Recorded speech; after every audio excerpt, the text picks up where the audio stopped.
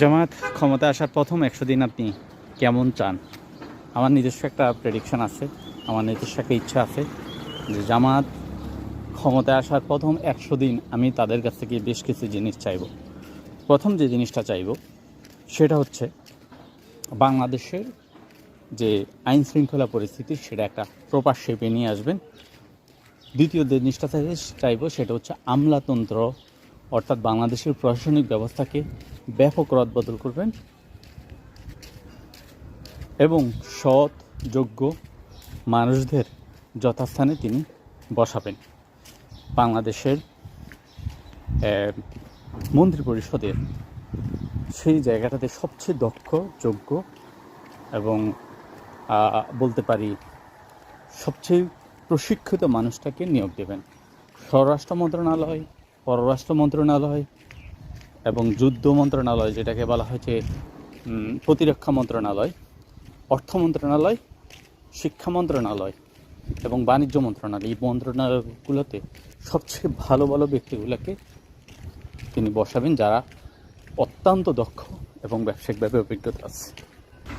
প্রথম 100 দিনে নির্বাহী আদেশে দুর্নীতি দমন কমিশন সহ বিচার বিভাগগুলোকে সম্পূর্ণ স্বাধীন এবং নিরপেক্ষ করে দিতে হবে।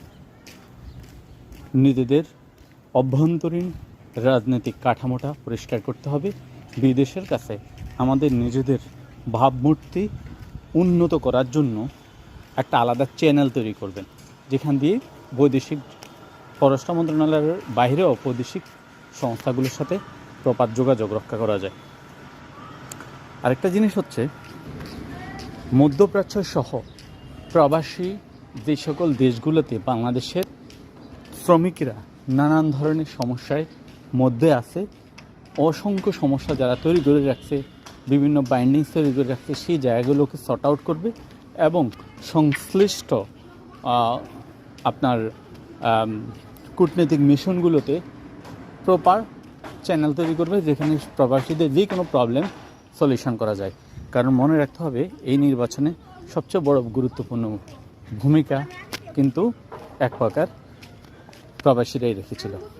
বাংলাদেশের নারীরা বড় একটা অংশ গার্মেন্টসে কাজ করে। গার্মেন্টস সেক্টরে আরও স্বচ্ছতা, আরও নিরাপত্তা বৃদ্ধির জন্য নানান ধরনের বিভিন্ন পদক্ষেপ নিতে হবে। এই জায়গাটাতে যদি আমরা ভালো করতে পারি, তাহলে বাংলাদেশ আস্তে আস্তে পরবর্তী 4 বছর 9 মাস এর ভিতরে বাংলাদেশ একটা প্রপার পজিশনে চলে আসবে। এটা আমার বিশ্বাস। আমি শুভকামনা জানাই জামাতকে।